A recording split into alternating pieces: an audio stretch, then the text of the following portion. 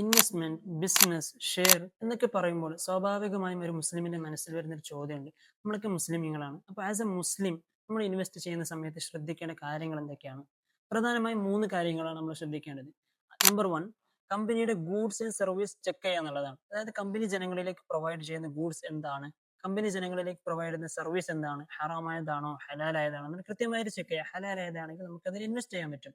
Number two, കമ്പനിയുടെ ഒരു വർഷത്തെ അല്ലെങ്കിൽ ഒരു മാസത്തെ ഇൻകം സോഴ്സ് എന്തൊക്കെയാണെന്നുള്ളത് കൃത്യമായിട്ട് ചെക്ക് ചെയ്യുക. ചിലപ്പോൾ സാധ്യത ഉള്ളത് കമ്പനി പ്രൊഡക്റ്റ് സെൽ ചെയ്യുന്നു, അതിലൂടെയുള്ള ഇൻകം, അല്ലെങ്കിൽ കമ്പനി വ്യത്യസ്ത ബ്രാഞ്ചുകൾ തുടങ്ങുന്നു, അതിലൂടെയുള്ള ഇൻകം. ഇതൊക്കെ പ്രശ്നമില്ലാത്തതാണ്. മൂന്നാമത്തെ ഒരു സാധ്യതയാണ് കമ്പനി അതിന്റെ ക്യാഷ് എന്താക്കുന്നു, ബാങ്കിൽ ഡെപ്പോസിറ്റ് ചെയ്യുന്നു, അതിലൂടെയുള്ള ഇൻട്രസ്റ്റിലൂടെയുള്ള ഇൻകം.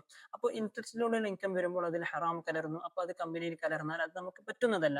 അപ്പൊ അതും കൂടി ക്ലിയർ ആയാൽ ആ കമ്പനി നമുക്ക് കൃത്യമായിട്ട് ഇൻവെസ്റ്റ് ചെയ്യാൻ പറ്റും. മറ്റൊരു മൂന്നാമത്തേതാണ് കമ്പനിയുടെ ക്യാപിറ്റൽ സോഴ്സ് എന്തൊക്കെയാണെന്നുള്ളത് കൃത്യമായിട്ട് ചെക്ക് ചെയ്യുക.